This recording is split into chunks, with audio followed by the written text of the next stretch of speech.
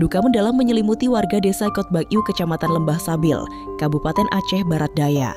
Seorang pengantin wanita dilaporkan meninggal dunia hanya sehari setelah menggelar resepsi pernikahannya.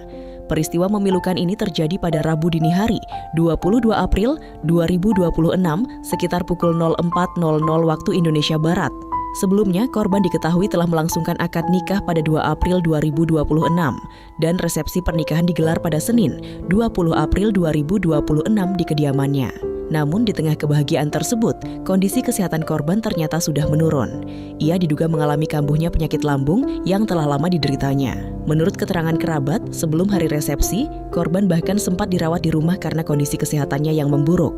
Meski demikian, rangkaian adat pernikahan tetap dilaksanakan. Prosesi adat Intat Dara Baro yang dijadwalkan pada Selasa, 21 April 2026 tetap berlangsung.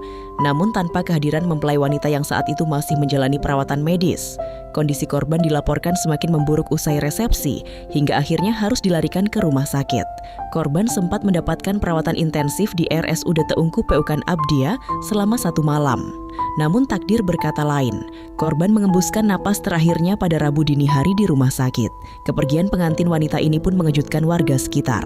Tangis haru pecah, terutama dari sang suami yang baru saja memulai kehidupan rumah tangga.